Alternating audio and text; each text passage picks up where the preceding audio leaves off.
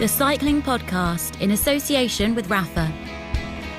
From grand tours to group rides, the Champs-Élysées to coffee shops, Rafa exists to celebrate the world's most beautiful sport.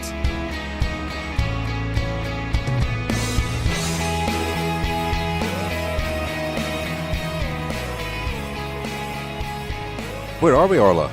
We are on the Fahrgasse of Innsbruck's Old Town at a place called the Culinarium. It's beautiful Old Town in Innsbruck. We've been here how long? A few hours now. We arrived here, speaking on Wednesday, early evening. There's a nip in the air. It was very warm and pleasant earlier on, but you can sense it's going to be a cold one tonight. It's still quite pleasant though. You've got your little cycling podcast jacket on, but I'm still in a little flimsy jumper. I've got my own central heating that I carry with me everywhere now, but I'm finding it really pleasant. It's lovely. What are we here for, Orla? Well, there's the question. We're here, unsurprisingly, for the World Cycling Championships. We've had a whole raft of time trials so far, and building up to the road races at the weekend. We arrived at the tail end of the time trialing and just in time for the road racing, so we got here just in time for the press conference after the men's time trial. We had a bit of a discussion, argument, debate about time trialing as we got off the plane, didn't we, about whether it was good or not. I can take it or leave it, really, time trialing, but you argued that you enjoy a time trial, especially if Bob Jungels is riding. Yeah. Well, I like watching Bob Jungels. Who doesn't, really? Well, I think time trialing gets a very bad rep, and I understand why, but I find it very, very pleasant and comforting to have on in the TV in the background and to just look up and watch it. I think it's very aesthetically pleasing. And I like the clinical way that you can follow it, with the time splits and whatnot. Well, you obviously haven't been watching the time trials from here then, have you? Generally, I'm talking in an ideal world. And a team time trial, again, gets a bad rep. But I love watching a team time trial. I think it's a beauty to behold. Agreed. But I know I'm alone. Well, or nearly. We'll start with that. We'll go through the time trials. Whatever you think of time trials, Rowan Dennis and Tom DeMille are both very interesting people and said one or two interesting things in the press conference. We're going to talk a little bit about the time trials in this first part. We're going to then hear from Daniel Friebe. I spoke to Daniel yesterday, looking ahead to the men's road race in particular on Sunday. And then in the final part, we're going to, we're heading off in a moment to the Yorkshire presentation of the World Championships in 2019. Where we finally get the news as to what's happening with the team time trials after we're going to record our third segment of the podcast after that. So you'll hear that. We've got a little interview as well with James Knox, the young British rider on Quick Step, who is riding the World Championships for Great Britain, and in the strange position of having been a teammate and somebody who's helped Julian Alaphilippe to some of his wins this year, is now going to try and stop him winning on Sunday as he helps the Yates brothers. But we'll hear a little bit from him in part 3. We'll talk about UCI reforms as well, because a bit of news on UCI reforms for World Tour, Men's World Tour and Women's World Tour as well in part 3. Boring stuff in part 3. No, it's not boring. It's important. It's not, though.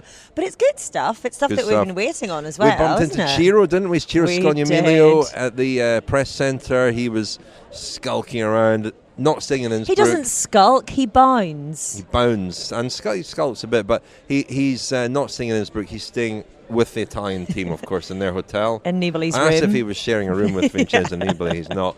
But before we go on with the time trial results, let me just mention an event that's coming up next Friday, the 5th of October in London, in Wimbledon, Wimbledon Book Fest. We are doing an event at 8 p.m. on Friday, the 5th of October. We're sandwiched between Sebastian Faulks and Graham Norton. Lucky boys. Holy Trinity there. Hope we do better than Movistar at the Tour de France. If you want tickets for that, it's www.wimbledonbookfest.org. WimbledonBookFest.org. It's a really nice book festival. Lots of really good people, authors and so on speaking. Oh, Orla, you ruined my punchline. Oh, sorry, and sorry. We're really looking forward to that. It'll be myself, Orla, and Lionel Birnie making a return to public life. Hopefully. After his recent tumultuous events in his life. He's had a baby daughter. Send all our best wishes to Lionel. And to Aoife, his little girl, Aoife, lovely. The name a mystery. Oh, sorry. Yes, all our best wishes to and of course his Mr. and Mrs. wonderful Napalm partner. and baby Napalm. Napalmette. Anyway, the time trials, Orla. Let's just run through the results quickly. I mean, we had a little bit in Cycling Podcast Feminin about the women's team time trial. It was run by Canyon Schramm. A bit of a surprise, but a really great team performance. They finished with all 6 riders, and the very sort of embodiment of what a perfect team time trial is. Where the sum is greater than the parts, and we saw a couple of days later, because the women only had 48 hours to recover from that before the elite time trial, the individual time trial, and it was quite amazing to see Annemiek van Vleuten win that and catch Trixie Warwick for some significant amount of time, who'd been part of the Canyon Schramm team, of course, Trixie Warwick. Winning her fifth World Championship team time trial. We also had the men's team time trial. Quick Step Floors took that ahead of Team Sunweb, who are defending champions, and BMC in third, Team Sky fourth, Michelin Scott fifth. We then moved on to let's deal with the women's time trial. Annemiek van Vleuten, she was the winner for the second year. A really commanding performance. It looked at one stage like it was going to be an annihilation. In the end, she beat Anna van der Breggen by 28.99 seconds, with Ellen van Dijk third to complete a clean sweep of the podium for the Dutch, something that Orla predicted, and in the correct order in the Cycling Podcast Femina. Well, I need to put money in these things. Well done, Orla. Yeah. Annemiek van Vleuten, what can you say? Extraordinary season. And extraordinary how she's stepped up just the last year. She's 35 now, and she has become the dominant force in women's cycling. Only really in the last 2 years. Yeah. It's remarkable. Since Rio, that terrible crash in Rio. And she is one of the favourites going into the road race on Sunday. A notable win and performance in the men's junior time trial from Remco Evenepoel, a young Belgian rider who everybody has been talking about. He signed already for Quick Step, and he won that. I mean, it was a short race. 33 minutes was the winning time. 33 minutes, 15 seconds. And he won it by 1 minute 23 ahead of Lucas Plapp from Australia, with Andrea Piccolo from Italy in third. The women's junior time trial was won by, help me out here, but it was another Dutch rider. You're a Dutch speaker, Roosmarijn Amerlaan. She won it. Camilla Alessio was second from Italy. Eleanor Backstead third from Great Britain. Magnus Backsted's daughter. Of course, we've had an interview with her on the Cycling Podcast Femina before. And then today, the men's individual time trial won by Rowan Dennis, with Tom Dumoulin second and Victor Campenaerts third. And finally, we've had the men's under-23 time trial won by Mikael Bjerg from Denmark, with Brent Van Moor from Belgium second and Matthias Norsgaard Jorgensen third. Ethan Hayter's been a stagiaire for Team Sky, was fifth there. So that's the time trialling done and dusted. And we arrived, as I said, just in time for the press conference from the men's time trial. Rowan Dennis was the winner. A really commanding victory, won by over a minute and 21 from Tom Dumoulin, which had a lot of people scratching their heads just at the margin of victory, when most people expected it to be a 2-horse race. But they were surprised at just how dominant Rowan Dennis was. And I asked him in the press conference whether that was the best time trial he'd ever ridden. And he said no, it wasn't. In fact, his power numbers from the hour record were more impressive. And it was pretty much the sort of time trial he's been doing. He won 2 time trials at the Vuelta. He's been pretty dominant in time trials. He just put together a solid ride, one that he expected to do today. And according to Tom Dumoulin, when he appeared in the press conference, which was a bit later, he said he had a really bad day, and that he knew from a kilometre basically that it wasn't his day. Yeah, and you say everyone's scratching their heads with the margin, but Tom Dumoulin then was asked, whether he was a little bit tired in hindsight coming into the Worlds off the back of, not strictly off the back of, but a season where he's had 2 podium places, second place at the Giro and at the Tour de France, and he said, yeah, it probably was, and he just said that for the entire time that he was out in the course, he just couldn't feel it, and that he was lucky he didn't have intermediate time splits, because otherwise he said he wouldn't have finished second. He was just trying to get through. But I love the rivalry between these two and the respect between these two. We're looking at riders, 26, 27 they are, both of them, who hopefully have a long period of rivalry to come. And they were sort of talking that up, I thought, quite a bit in the press conference, and talking already ahead to time trials next year and looking ahead to Tokyo 2020 in the Olympic Games. Rowan Dennis says, he's joining Merida next year. Oh, you're looking at me funny. I always get that wrong. Anyway, joining Barry and Merida next year, and he's had discussions already with Brent Copeland, their general manager, about his desire to juggle the Olympic ambitions in 2020 with any trade team obligations. But that is something I think between the two of them that hopefully we can see develop over the next couple of years. And not to disregard in any way Victor Kampenaerts, who's had a wonderful season as well, European champion. I think he maybe talked himself down a little bit actually in the press conference. He said that the highest place he could have hoped for was bronze, and that it felt like it was a victory for him to just be in the podium with Dennis and Dumoulin. But it was a great ride from him as well. Worth mentioning Michał Kwiatkowski as well, who was fourth and said that it was the best long time trial he'd ever done. And it was a long time trial, quite unusually long. I mean, over an hour is quite a long time for a time trial these days, especially with the Grand Tours, chopping them down and them being ever shorter. Nelson Oliveira was fifth. Jonathan Castroviejo, the Spanish time trial champion, sobering to see him being caught by Rowan Dennis, and he still finished sixth. Tony Martin seventh. But Castroviejo's another one who's had a very long season. He was did a lot of work at the Tour de France for Team Sky, and then also rode the Vuelta too. So a lot of guys will be tired, but the margin of victory when you see Dennis catching other people who finished in the top 10 for 90 seconds, he was in a league of his own today completely. Absolutely, yeah, and delighted with it. He was grinning from ear to ear, as you'd imagine, coming in the rainbow jersey. So yeah, a great victory from him, especially given his history at the World Championships with the individual time trial. A very popular winner, I think. A community around the world. Stories and films with the most compelling characters. The world's finest apparel. Explore the world of cycling with Rapha. Thank you very much to our headline sponsor, Rapha, for their support and for producing some wonderful, my jacket, for example, that's keeping me nice and warm. I'm gutted. I was going to pack mine, but it doesn't zip up over my belly anymore. And also, it just about zips up over mine, but it's pretty close. But I was thinking, Tom Dumoulin was looking incredibly lean tonight after riding 2 Grand Tours, whereas I tend to bulk up after 3 Grand Tours. Anyway, we'll work on that over the winter. They also produced Rapha. We're back to Rapha now. Yes, they produced these wonderful Pedaleurs de Charme, Pedaleuse de Charme t-shirts. I've come armed with a couple of them. We need to present Pedaleuse de Charme to Cecilia Uttrup Ludwig.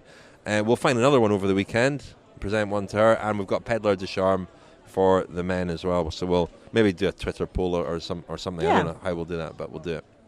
So thank you very much to them. So Orla, we'll hear from Daniel and get his thoughts in a moment on the men's road race in particular and the course, because he's a man in the mountains. He knows the climbs here. I'm not sure if is he a man of the Austrian mountains? He knows all mountains. He's just mountain man. He is mountain man, yeah. He does actually know the Austrian mountains quite well, because as you'll hear in our conversation, there aren't a lot of major bike races that come here, and there are a lot of hidden gems, and I think the road races this weekend will show some of them to the wider world. But Innsbruck, Innsbruck, you've been here before, I think. I've been here once before, yes, in a cycling-related trip. I love it. Es ist sehr schön, oder? It's beautiful. Richard is conveniently sipping at his beer here, so we can't answer that one. I'm drinking my Austrian Stone beer. Stein beer. He said it was. Yeah. It's a beautiful part of the world. And we've just flown in from London, and the air just feels so clear and so fresh. It's a very calm place so far. And I love this about the Worlds as well, where you've got all the top names in the world, or almost all of them. It's got a lot of the feel of one of the big races, but it's just so understated. There isn't much of the usual big race paraphernalia or buzz, or it's just all happening sort of very serenely and gently in the background. I think it's lovely. Yeah, it's a lovely town. It's a lovely holiday. We're in the old town here, and it's nice. There's a bike displayed over there, or someone's maybe just left it hanging there. I'm not sure. Is that a display, or has somebody left their bike actually, hanging that up there might just be mistake? where they're storing it. And I like to think it's a display. Yeah. And it feels like a nice size of town, where the World Champion, it can accommodate the World Championships, but it's not swallowed. It's not overwhelmed. Yeah. Neither is overwhelmed by the other. They're perfectly compatible. And so I'm looking forward to a good few days here. And we are going to be, obviously, paying a lot of attention to the road races over the next few days. We've got a few interviews lined up. We'll be doing a cycling podcast, Femina, looking at mainly at the women's road race on Saturday, and the regular podcast next week will have news and interviews and so on from the women's road race and from the men's road race. So we're looking forward to a few action-packed days. We actually met someone on our way into the press center, didn't we, Orla, who should prove to be a very interesting interview, but we can't reveal any more about that at the moment. Should be an absolutely fascinating interview. You spotted him, and I went over and got his number. And we're going to forward. So, you hid behind my increasing bulk, and I went and got his phone number, and we're going to go and you're going to go and visit him at his hotel in the next couple of days. I think it should be a really interesting chat. Okay, well, tease alert. There follow a couple of commercial messages, and then we'll hear from Daniel Friebe. Chute à l'arrière du peloton, cycling podcast team car at the back of the pack, please. How would you like a free case of craft beer? You're asking the wrong person, Richard. I don't drink and I'm pregnant, but I have smelt your lovely beers at the Tour de France. We had a crate there, didn't we? You did, yeah. Of Beer 52 beer. And as a listener to our show, we'd like to thank you for listening with the help of our friends at beer52.com. Just go to beer52.com/cycling to claim a free case. A little bit about Beer 52. It's the world's most popular monthly craft beer discovery club. Search out incredible and exclusive small batch craft beers from the world's greatest breweries and bring them back for their members. Every month focuses on a new country, and actually I had the current offer. I'm actually a Beer 52 customer, so I will be getting this through the post. This month's focus is Oktoberfest. So you get 8 beers, you get the magazine Ferment and a free snack. You can read about the beers in the magazine, and you can get, as a listener to our show, your first case for free. Just pay £2.95 postage. This offer is available to listeners in the UK. And from that, you get your 8 incredible craft beers, Ferment magazine, and the snack delivered next day. There's no minimum commitment. You can just take the free case, try the beers, and see what you think. And if it's not for you, you can pause or cancel anytime. Beer 52 has a 5-star rating on Trustpilot, so it's easy to see that their members love the service. Just visit www.beer52.com/cycling to claim your free case today. That's beer52.com/cycling to claim your free case today. Our second episode sponsor this week is Harry's Razors. Include everything that you need for a close, comfortable shave. Weighted ergonomic handle, 5 precision engineered blades with lubricating strip and trimmer blade, rich lathering shave gel, and travel blade cover. It was a question this week of who would do the endorsement, me or Orla. How did we decide on that one, Orla? On the Harry's Razor one? Yeah. Well, I'm not supposed to use them on my legs, am I? No. And my face... Well, you look very smooth. Doesn't require it. Thank you very much. More to the point, how is my face? Very smooth. Not as smooth as mine. I had a Harry's razor You're shave so this morning. You look very smooth, actually. Very sharp. Yeah. Thank you. Yeah. Well, it's a very good razor. I've been using it for several months now while Harry's have been sponsoring the cycling podcast. Thank you very much indeed to them. Get started shaving with Harry's today by claiming your trial set for £3.95. You support the cycling podcast if you take up this offer and get the trial set delivered to you. It includes the razor handle, the 5-blade cartridge, foaming shave gel, and travel blade cover. Go to harrys.com/cycling right now. That's harrys.com/cycling. Well, I've been joined by Daniel Friebe in an undisclosed location. Hello, Daniel. It's not that secretive. Anyway, fine, Rich. Yeah. What about you? How's it going? Okay, Daniel. I'm just talking to you on the eve of myself going out to Innsbruck. That's terrible grammar. Yeah, horrific. You should work in a call centre. But you're skipping the World Championships. Is this downtime for you after the Vuelta? Yeah, I would say so. Looking forward to particularly the road races at the weekend, though, Rich. Should be good. Great location. Slightly sad to be missing out on the Worlds in Innsbruck. It's a great city, big university city. I think it'll be a lot of fun. Are you familiar with the roads around there, the climbs around there? You did actually, because Austria is a funny country when it comes to cycling. You know, so central in terms of being right in the heart of Europe, and Innsbruck being the capital of the Alps. But we don't see a lot of major bike races there, really. Obviously, Tour of the Alps went there earlier this year, but it means there are a lot of climbs in Austria which probably deserve to have a much higher profile and status in the cycling world than they do. Well, you're right, Rich. There are some fantastic climbs in Austria. Some of the highest and hardest climbs in Europe are in Austria, and the Austrians have traditionally built roads in a slightly different way from some other nations in Europe. The climbs tend to be steeper. There tend to be fewer hairpins on the big Austrian climbs compared to, for example, the Swiss ones, and the road tends to go pretty much straight up the hillside a lot of the time, and consequently, why is that?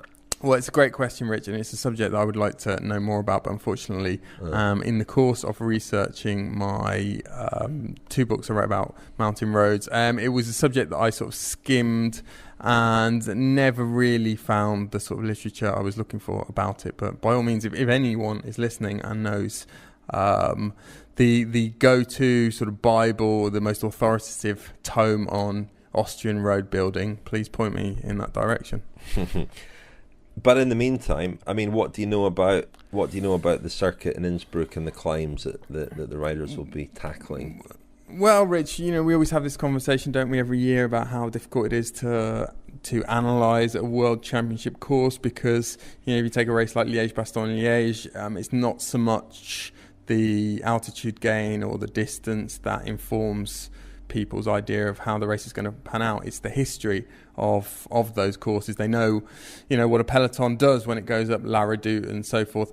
And that's not the case with the World Championships, and consequently, every sort of team recces the course months in advance, and then they show up in the week of the Worlds, and they still don't really know how things are going to pan out. I mean, if you look at purely the meters of climbing in this World Championship, I think it probably doesn't do the circuit justice. I think it's about 4,600 meters of climbing or altitude gain over the course of 260 kilometers, more or less, which is considerably less than worlds we've seen in the past. Well, some worlds we've seen in the past 40 or 50 years.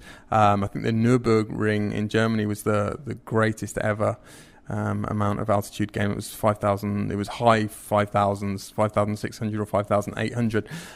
But it doesn't really tell the whole story. A lot has to do with the way the climbing is distributed across the various different climbs that are on the route. And in this case, we've got really.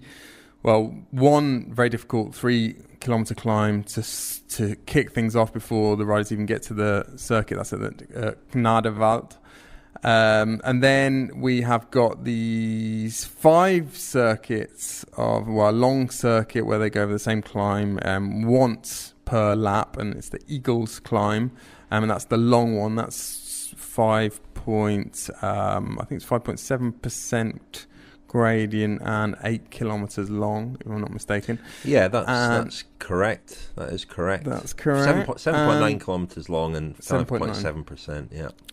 And thereafter, we've got the climb that everyone has really talked about, and there's been a lot of hype about, the Grammartborden, which is, you would think, where the decisive move will go. It's 2.8 kilometres long, so pretty short, but 11.4% average. And then there's a descent, a very technical descent by all accounts, and a short run into the finish. So the summit of that climb is 9 kilometres from the finish. So you would think that the guy who goes over, or the riders that go over that climb, if they've got a gap over the peloton, they would have a decent chance of winning. But yeah, if you're just looking at those, thinking about those stats, Rich, I was sort of racking my brains for climbs that we are familiar with in the sort of professional cycling panorama, that might be good points of reference. And the long climb, so this is really going to be the centerpiece of the route, the Eagles climb. It's incredibly similar, certainly statistically, to the Heiskibel in San Sebastian. So the Heiskibel is 8 kilometers long at an average gradient of 5.6%, and the Eagles climb is 8 kilometers at 5.7%. So as I said, almost identical. It's harder to find climbs that are similar to the Grammart Boden.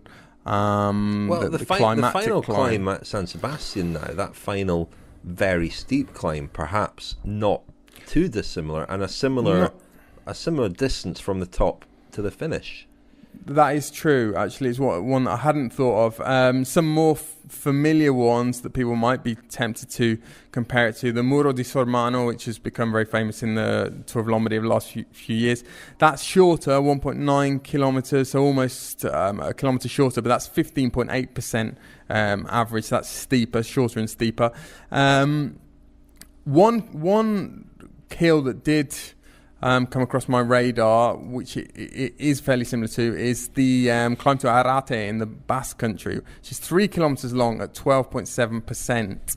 And there's traditionally a summit finish there at the Tour of the Basque Country in April. And there, Rich, this year, the top 5 finishers were Enric Mas, Mikel Landa, Jon Izagirre, Dylan Toynes and Nairo Quintana. So, that's a real climb for the specialists of the steep stuff. But of course, the finish is right on top of the climb. Here we've got a descent afterwards, and that was a 120 kilometre stage. On Sunday, we're going to have 260 kilometres, so completely different. But that's just to put a few, as I said, reference points in people's mind, and I suppose convey just how hard this circuit's going to be when you consider, as we said, they'll be doing the Eagles climb 7 times in total, and then this leg breaker at the end.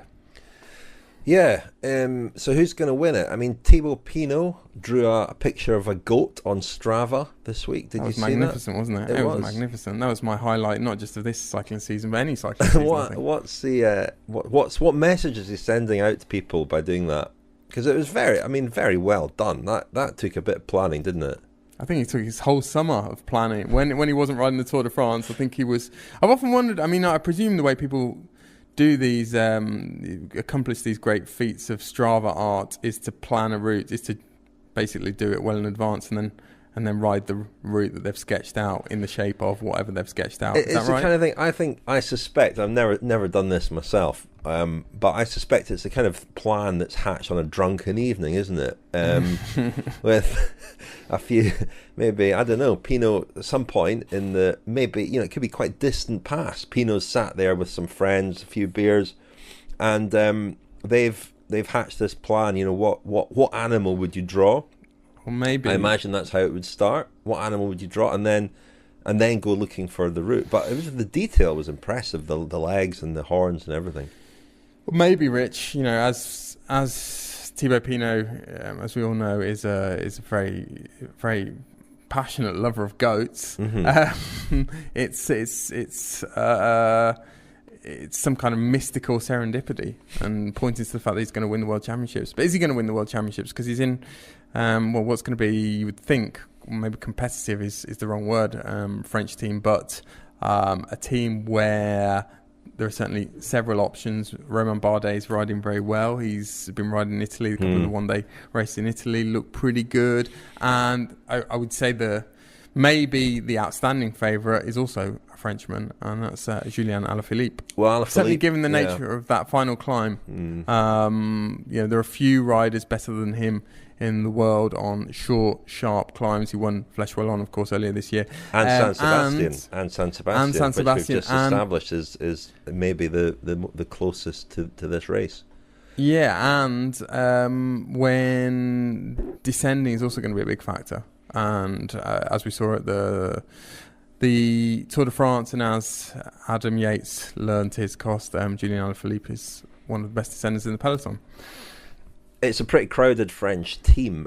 My question about Alaphilippe is, he's been in really great form for quite a long time now. To hold that from the Tour through San Sebastian, right up until the Worlds here. It looks like Bardet's maybe had a little break. Pinot had a break over the summer. I just wonder about Alaphilippe's ability. I mean, he won the Tour of Britain recently as well. And the Tour of Slovakia. His ability to maintain that sort of form all the way through. It's a big ask, I think, is it not?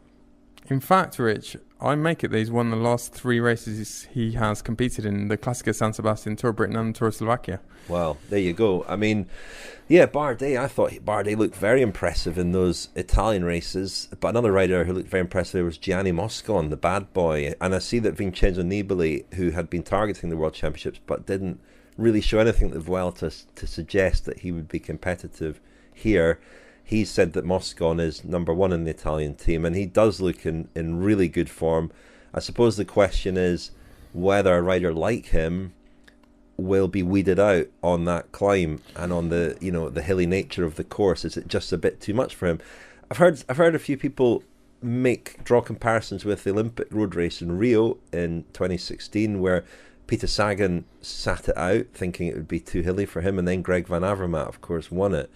And as you say, the difficulty, Daniel, is in not having any kind of blueprint, no history, no tradition, no sort of rules about who this course will suit and who it won't suit. And people are still talking about Sagan as potentially somebody who could be competitive, although again at the Vuelta didn't show any signs really that he would be.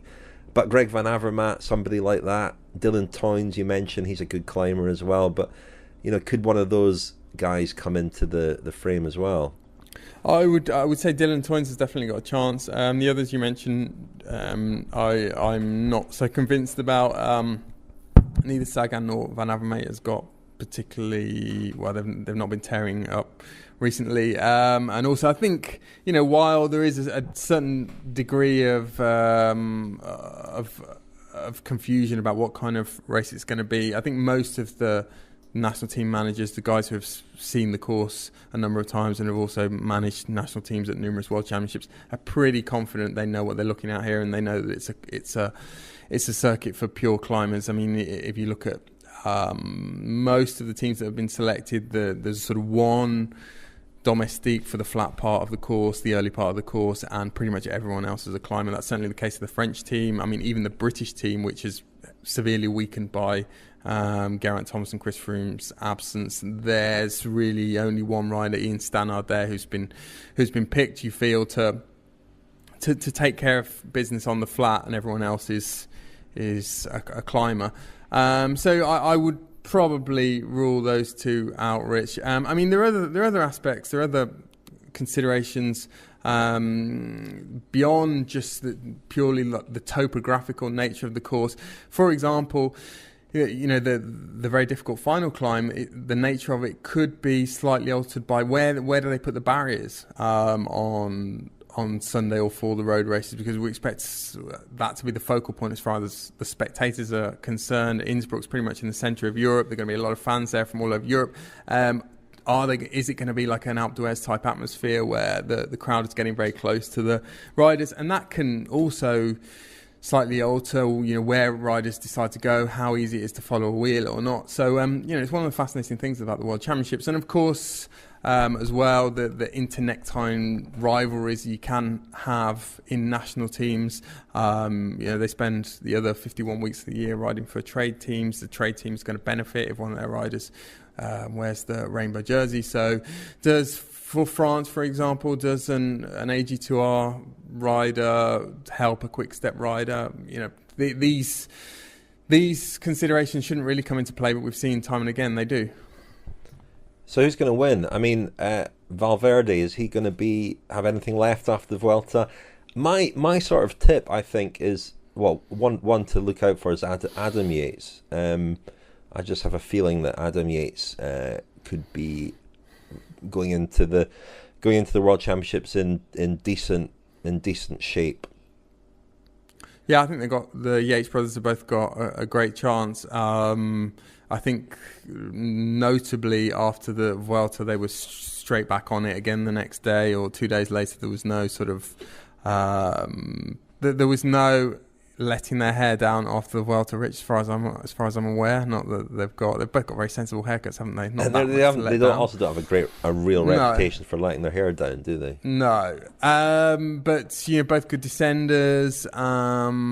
Don't these days have that much experience of competing in one-day races and really, they haven't honed their ability to sort of outwit fellow, big hitters in the same way that maybe Alaphilippe has. I think a rider who, spends a large part of his season concentrating on one-day races, which someone like Alaphilippe does, probably accumulates a bit more nous, a bit more experience, a bit more confidence maybe as well in a finale where, on Sunday there's probably going to be a select group of 5 or 10 riders, and at some point someone is going to outthink the opposition as well as overpower them. That would be a slight doubt. Teams, the Great Britain team is not the strongest at this World Championships if you exclude the Yates brothers, but and certainly not the most experienced. It's quite a young team. But how important is that going to be on such a punishing course? We don't really know. There are lots of other names we haven't even mentioned. Kwiatkowski didn't finish the Vuelta in particularly barnstorming form, but has also been racing a lot since the summer, really, since the early summer. But he's a guy who you would never count out. And then you've got a team like the Dutch team, which has got a lot of strong riders, none of them really noted for their prowess in one-day races. So Kruijswijk, Dumoulin, Kelderman, but all very, very strong guys. And on a course where there is almost as much climbing as a sort of queen stage in a major tour, you would think those guys have a chance. And it's the same applies for the Colombians, of course. They've probably got the best climbing team in the race, but no one with a great record of winning one-day races. So I don't know who's going to win, Rich. I don't know. What does Napalm think? Nobody knows what Napalm thinks at the moment. I think Napalm's not thinking a lot about Innsbruck at the moment. But who was the last male rider to win the Rainbow Jersey World Champion before Peter Sagan? It was Rui Costa. Incorrect. Was it? No? Michał Kwiatkowski. Correct. Also with an attack. Who was it? Was it the attack actually on the climb? But it was largely thanks to his descending prowess. Yeah, it was. Was it not? It was. It was one of. And again, if it's a group that manages to survive intact up that climb, that could be what happens. We just don't know. This is entering the realms of speculation. I think one other very interesting aspect to this, Rich, is that the nature of the course and the fact that it is such a difficult course, is it has inclined most of the main team managers and made most of the main team managers pick a team with multiple options, with multiple leaders, and that can lead to some really interesting scenarios. If a Pinot goes off down the road with Kwiatkowski or one of the Yates brothers, it's going to be a lot of sort of deliberation in team cars about who's got the best chance of sticking with who if they do go to that final climb together. And no one is really talking about the sort of 10 kilometres of valley road between it's pretty much 10 kilometres all the time or slightly less, 8 kilometres between the climbs, but as we've seen before, often the key action can happen in those parts of a course when you expect or you think the race has really calmed down and there's a bit of a lull in proceedings. Okay, finally then, Daniel, a favourite and an outsider, please. Outsider, Sergio Henao. Quite good, quite an underrated one-day racer. And a favourite, I'm going to say, I would say Bardet, but I don't think he's really got... he has to go to the finish on his own. I'm going to say Pinot. Why not? I'm going to say it's going to be a glorious day for mountain goats and exponents of Strava art. Okay, my favourite, I'll go favourite Julian Alaphilippe, outsider Michael Woods. Good shout. I think. How do you think Woods will play it? Do you think he will ride? He will try to compete with the best guys a la pedal, or I do expect a fairly significant and a fairly dangerous break to go at some point. I expect Bauke Mollema to be in a break at some point, and it wouldn't surprise me if there are some fairly nervous moments for the guys, for the sort of the biggest hitters. Well, absolutely, because there's that question of who chases the break. There's no. there's no quick step there. There's no established pecking order among countries. So who chases it down?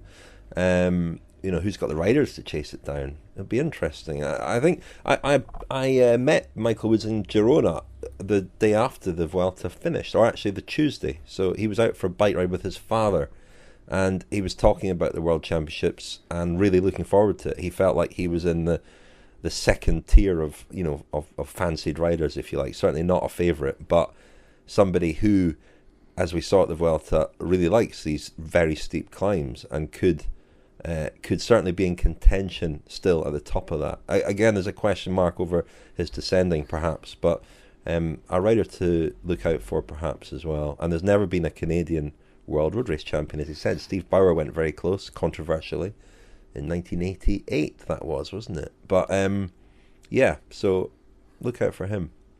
I'll leave you now, Daniel. I'll let you get on with your business in an undisclosed location. So you're off, Rich, to Austria, yeah? We're off to Austria. Besides the cycling, anything you're looking forward to? Anything you're going to visit in Innsbruck? Oh, God, you really put me on the spot there. Nothing? I don't really know Austria very well. I've been to Vienna for a holiday, but I don't know... I've never been to Innsbruck, so I'm looking forward to seeing it. I watched the team time trial at the weekend. I thought it looked great, and the crowds were excellent as well. So, yeah, and it's going to be quite warm. You need to try out, you need to take a look at the Nordkette mountain experience. Okay. So it's you can get a lift from the centre of Innsbruck, and it takes you high up into the mountains, and you get a fantastic view of the Nordkette. What should I eat and drink? Some schnitzel? Mountain range. Innsbruck, I don't know, there's probably something slightly more specific than that, but anywhere in Austria you get good schnitzel. It'd be Wiener schnitzel, be Vienna schnitzel, but I'm sure you'll be able to get some of that there. Some Tyrolese cooking, some Spätzle probably, which, cheese, sort of little cheese dumplings. Lovely. Yeah. Great. Yeah. Well, on that note, you'll be fine. Thank you, Daniel. All right, Rich. Have a good one. Time. The Cycling Podcast is supported by Science in Sport. Science in Sport. Fueled by science. Thank you very much to Science in Sport for sponsoring the Cycling Podcast. Reminder that for the rest of September, there's still a few days left. You can get up to 50% off at scienceinsport.com and a further £5 off with the code CHAMPIONS. CHAMPIONS. The 25% off code also works for any non-discounted products. That's SISCP25. And we're very grateful to Science and Sport for their continued support of the Cycling Podcast. We heard before the interval there from television's Daniel Friebe. I'm back with television's Orla Chennaoui. I'm mixing such glamorous circles these days. And I hope some of it rubs off, But Daniel was looking ahead to the men's road race on Sunday. We'll do that a little bit, Orla. We've got a bit to talk about. Yorkshire announced their routes for the 2019 World Championships last night. We went along to that. We've just watched the junior women's road race as well. We'll save that for the Cycling Podcast Femina. Speaking of the men's road race on Sunday, I spoke recently to James Knox, a young rider, British rider on Quick Step. He's had a very, very good first season, and he lines up for Great Britain on Sunday, where of course he'll be trying to help one of the Yates brothers try to win the men's road race. So here's what James Knox had to say recently about his first season with Quick Step and the opportunities he's had, and about Sunday. Yeah, I mean, James, you must be really pleased with how your first season's gone. Yeah, I mean, I've certainly enjoyed it as much as I could have imagined, really. I didn't really have any major ambitions, so I guess having a lack of results hasn't really been an issue this year, because everything else has been so much more important, just integrating the team, getting used to the new level of races, and just chipping in where I've been asked to, basically. So yeah, from that side of things, it's been great. You've been very visible, though. I mean, in a team like Quick Step, which goes into every race pretty much with a plan for how to win. I guess you would, in that situation, accept that you're going to have a job to do for the team rather than maybe try and get a result for yourself. Yeah, but I think I've enjoyed that. It's the first time ever in my career, really, we've been going into every race with a plan to win, and that is, literally every single race, basically. And it gives you a lot of direction, gives you a lot of motivation, and you feel like you got to, you do your job to like 100%, and that gives you a little bit extra. And then even on those rare moments this year where I've been given a chance to play my own cards, I've been extremely motivated to do everything I can to try and demonstrate what I've got as well. It was a very strong ride you did in San Sebastian. Is that one that stands out for you? Yeah, I'd say so far this year there's been just a handful of moments. There's been San Sebastian, Montreal, Wallonie, and Turinol. Was it Fjords? Yeah, it was Tour of Fjords, where basically I've had just a slight opportunity to have a bit of a free rein. I mean, San Sebastian, again, was actually just all in for Julian. I was trying to stay around him into the finish. We came into last climb, and actually I couldn't stay with him. I got distance, and then basically just found myself in a group that wasn't too far back and sprinting for about 15th position, I think. So actually a very good result for myself, and something I was really happy with. What was it like coming into this team? I mean, they've had an amazing season, but regardless, when you got together with them, when you met them for the first time at training camp, and you look around and you see, I know you've spoken in an interview before about sharing a room with Philippe Gilbert and other guys who have won some of the biggest races in the world. Were you daunted by that, or did you take to that quite easily? I guess at the start, certainly it was like, what's the word? It was pretty nerve-wracking. These are guys that I'd spent only seen them on the TV, only sort of looked up to them as cyclists. But then I think immediately when you get to know them as people, you see there's nothing different there. They are just guys who are exceptional cyclists, but normal people, and so it quickly fades away, and it just becomes normal very, very soon. And winning, does that become normal as well? Because I think it's 67 wins or something now for Quick-Step this year. It's incredible. It's one of the most successful teams in the history of cycling, really. I mean, it's getting more normal. I'm not the one winning every week, so I guess it doesn't feel like an expectation to win. It's amazing to be part of the winning team so often, and that mentality of going for victory it's cool, and it's very special to be part of. And as a fan of cycling, it's been weird to think, what a team I've been a part of this year. Like you say, it's pretty exceptional. Can you talk about joining the team and knowing the sort of rider you are, the build you are, the type of rider you might like to become, and whether you've had any reservations about that at all going into a team like Quick-Step, which had such a focus on the cobble classics in particular? Well, obviously I'm pretty small and I'm light, and so those characteristics as a person lend me to sort of going well on the climbs more than ever in a sprint or a time trial of the classics. So I mean, that's always been something I've enjoyed doing as well, because I've excelled at it. I guess growing up watching cycling over the last 10 years or so, riders like Contador, Joaquin Rodriguez have been the exciting sort of pure climbers I've enjoyed watching. And then more recently, they used to race against my brother, so I guess there's a nice relation there, and seeing them develop so nicely through their pro careers. The Yateses, they're like, a massive inspiration as well, the sort of riders they are, where they've come from and how they've done it. It's how I sort of like to see myself progressing as well.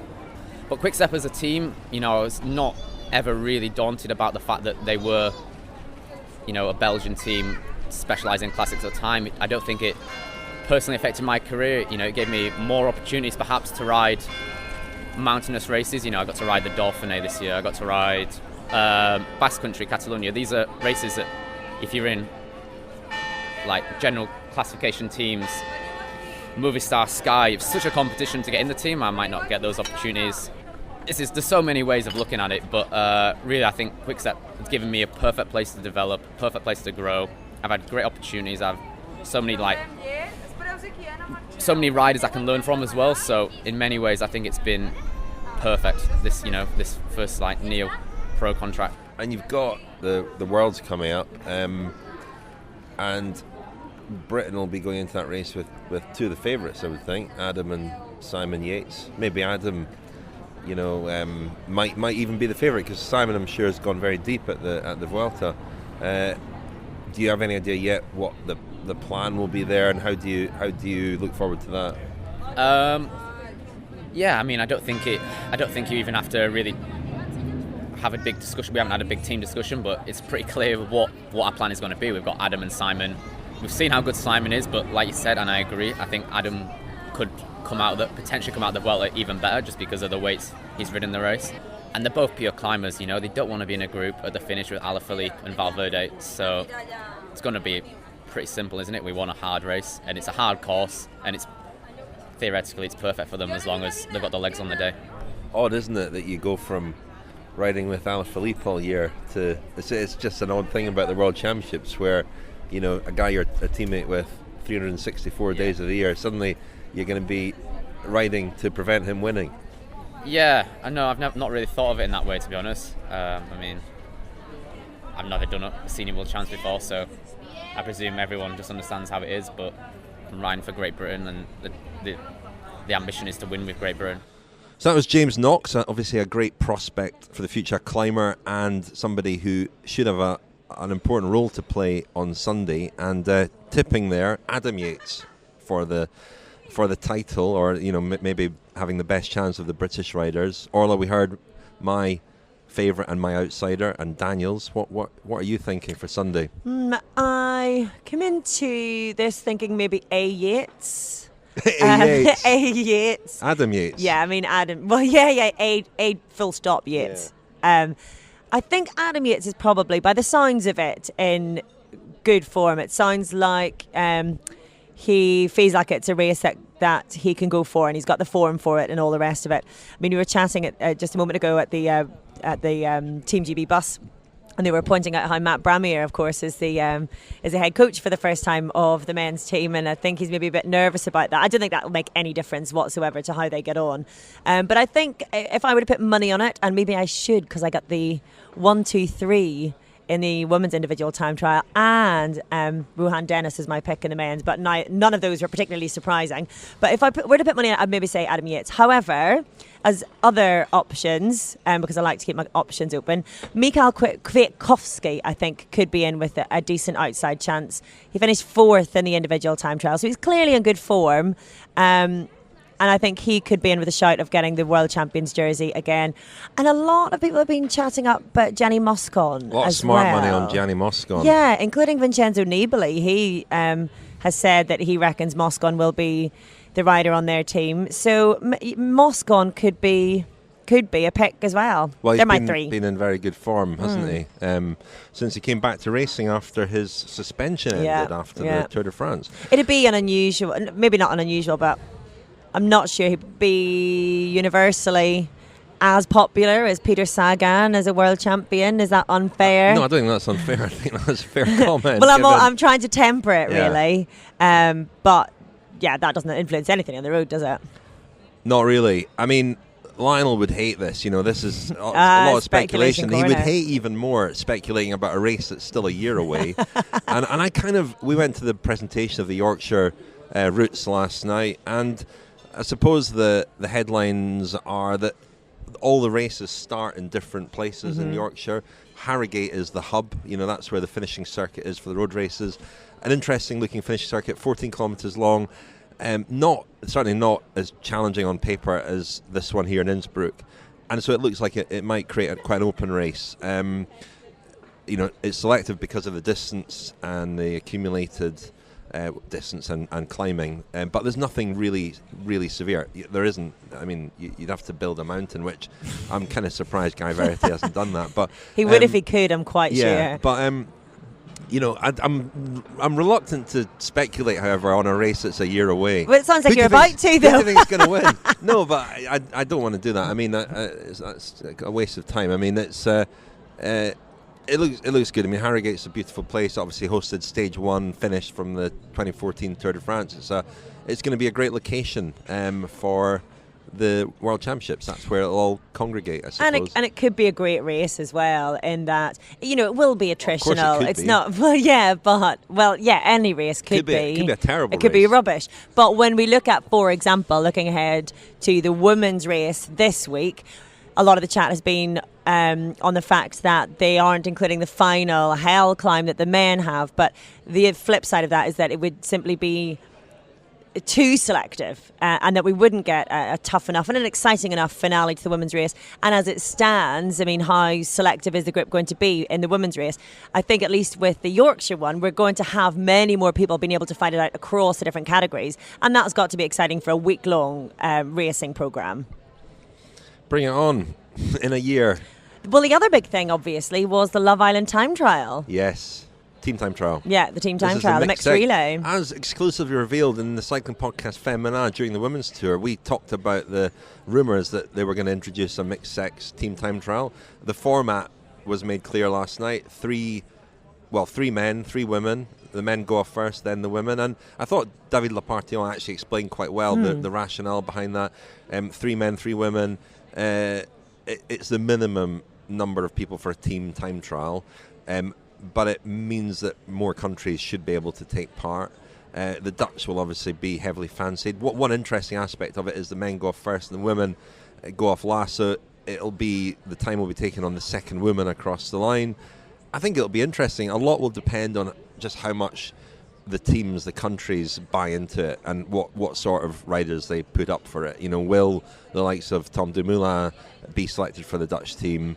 I think a lot of it, you know, the status of it, the kudos of winning it will depend on who rides it, you know, because without the top tier riders, it's going to be a bit meaningless. Yeah, absolutely. But I mean, I think it's exciting as a prospect, and I put it out on Twitter to see what the reaction was going to be, and I got mixed reaction, as you're always going to get. The initial thinking that we had whenever we heard about it was that it was going to be men and women riding in a team together, so in formation together. And my worry about that was that it might be a little bit gimmicky, and did we need the men and the women to be on the same time trial team?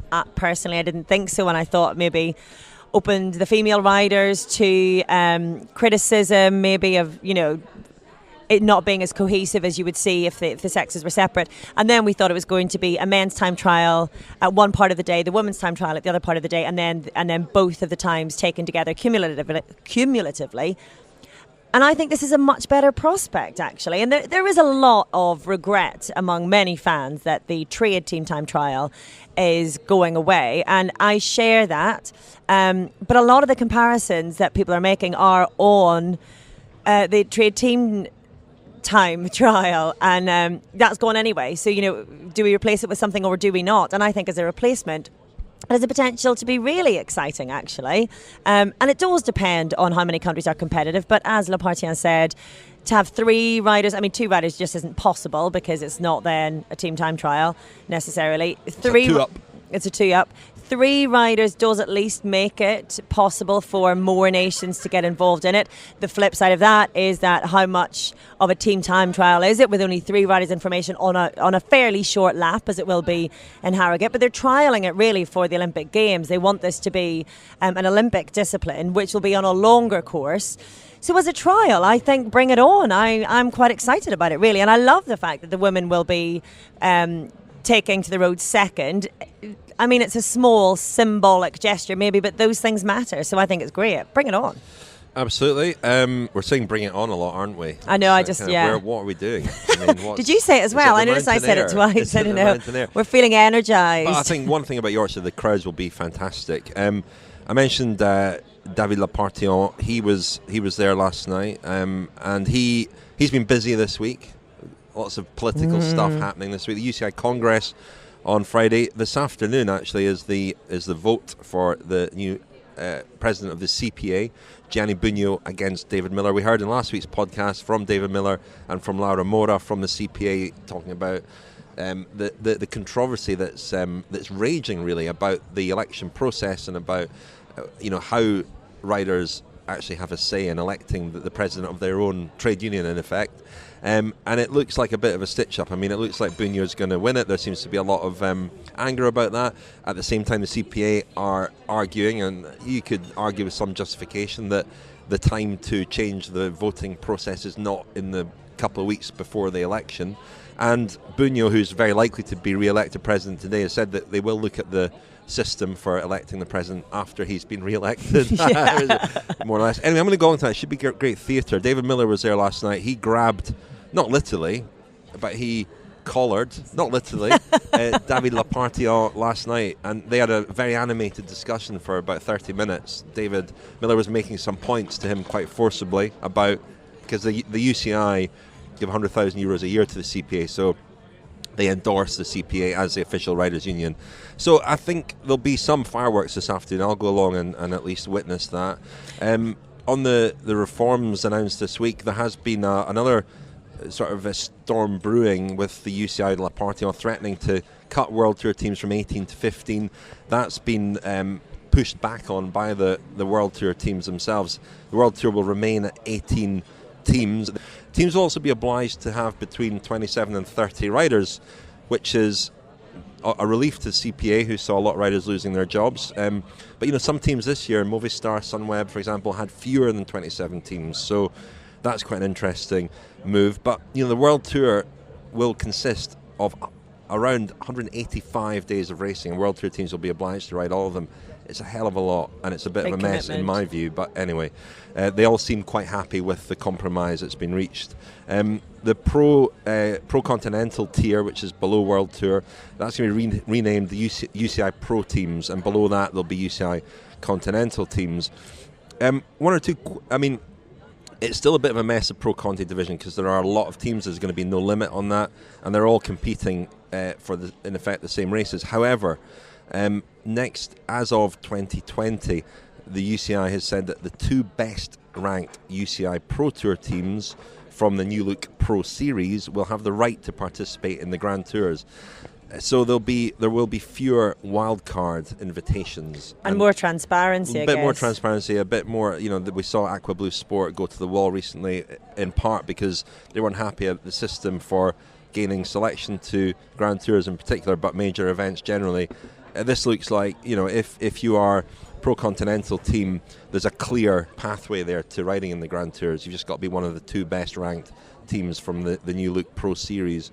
So that, I think, is a positive move. And on the women's side of the sport, the big headline there is that there's going to be a minimum wage for the top tier, the Women's World Tour teams, from 2020 onwards. We don't know what that minimum wage will be yet, but there looks like a restructuring as well, whereby the Women's World Tour, which has been running for a couple of years now, there will be recognised Women's World Tour teams. There haven't been up till now. They've just been teams that ride Women's World Tour events. So the status of UCI Women's World Tour teams will entitle teams to participate in UCI Women's World Tour events, said a recent UCI press release. And he says, reading off off the press release. And I want to say we will be talking about that in more detail in the Cycling Podcast Féminin, because they are overall positive headlines in terms of the minimum salary, which a lot of people have been campaigning for, and the more structured division of women's cycling. The argument being that it leads to professionalisation or encourages the professionalisation of the sport. I think there's more to unpick there. I'm not as overwhelmingly impressed. Not that I'm not impressed by it. That's maybe wrong, but the devil is in the detail. And I think it's easy to get headlines, but there's so much more that is nuanced in women's cycling that isn't necessarily addressed by those factors, and actually those headlines might divert from. But we'll get into that in the Cycling Podcast. And there's a practical consideration of the minimum wage and what that will mean but for exactly. teams. Is it a living wage?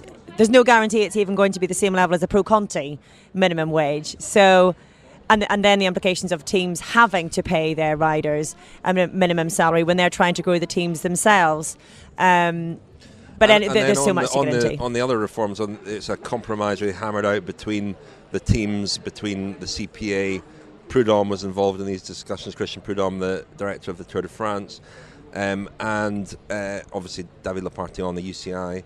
And it does seem to me that a couple of years ago, the World Tour calendar really expanded quite dramatically, and to include events, like the Tour of California and so on, and it became quite bloated. But in consideration of that, World Tour teams were not obliged to ride all the World Tour events, and that will be the case.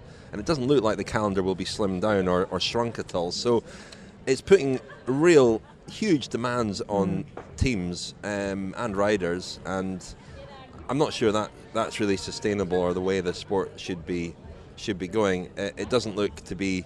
There doesn't look to be any effort to streamline it at all. Some people will say that the sport shouldn't be streamlining; it should be expanding. But I'm not sure. Expansion for expansion's sake is never necessarily a good thing. Yeah, I don't think more is necessarily more. Anyway, we'll have that discussion, I'm sure. Again, we're here for the racing really this week, although it is a week of politics as well. And I'd say I'm off to the CPA election this afternoon, but we should wrap things up for now. We've got the junior men's road race this afternoon, Orla. We've got some interviews to do as well. Under 23 races tomorrow, the women's road race on Saturday and the men's road race on Sunday, and we'll try and include a lot of that racing in next week's regular podcast, which should come out towards the start of the week, maybe Monday if we can get our act together. But that's all for now. Let's go and enjoy the Innsbruck mountain air. Let's do that.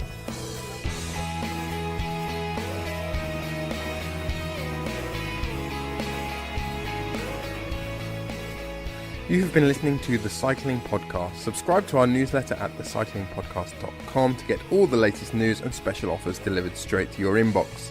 This episode was edited and produced by Tom Wally.